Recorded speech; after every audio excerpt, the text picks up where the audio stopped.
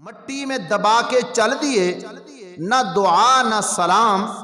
کیا خبر کیا ہو گیا پل بھر میں زمانے کو۔ اللہ رب العزت نے قرآن پاک میں یہ بات ارشاد فرمائی، الذی خلق الموت والحیات لیبلوکم ایکم احسن عملا۔ اس آیت میں اللہ رب العزت یہ بات ارشاد فرماتے ہیں، موت کا تذکرہ پہلے کیا،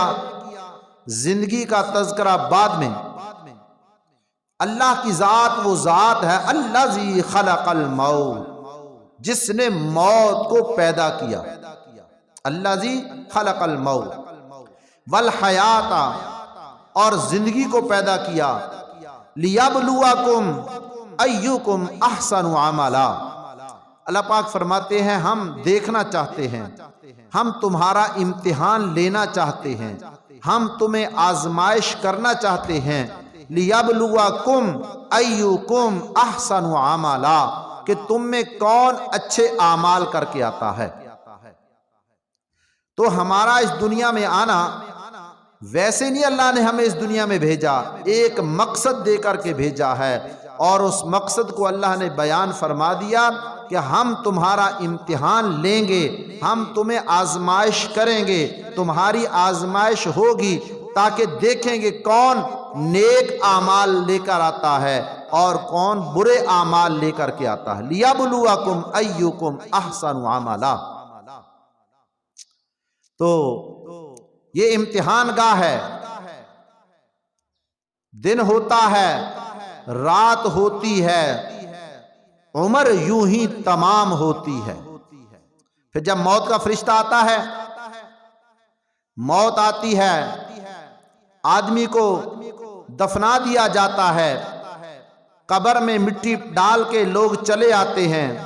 مرنے والا کہتا ہے کہ کیا ہوا ہے، ابھی ابھی تو میں اپنے گھر میں تھا، ابھی ابھی میں اپنے گھر میں تھا، اپنے شہر میں تھا، اپنے محلے میں تھا، اپنی دکان میں تھا، اب کیا ہو گیا ہے انہوں نے، یہ لوگوں نے مجھے مٹی میں دبا کے چل دیے،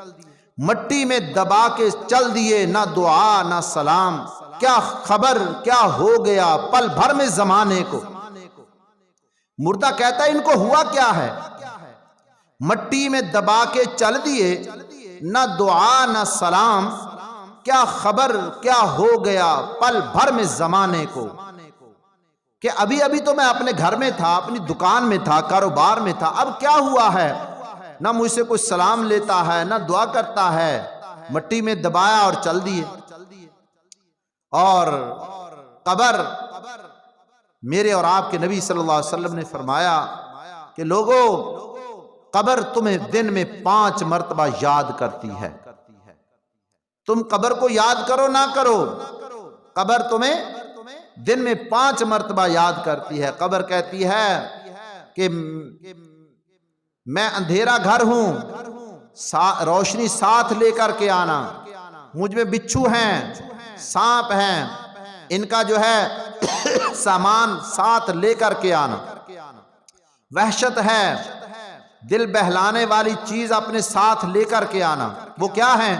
وہ نیک اعمال ہیں، وہ نماز ہے، وہ قرآن ہے، وہ اللہ کا ذکر ہے، وہ تہجد کی نماز ہے۔ تو قبر کہتی ہے نیک اعمال اپنے ساتھ لے کر کے آنا، ایسے نہ چلے آنا۔ نیک آدمی جب اس دنیا سے چلتا ہے، قبر میں پہنچتا ہے، تو قبر کیا کہتی ہے؟ تیرا آنا بڑا مبارک، اچھا کیا تو آیا،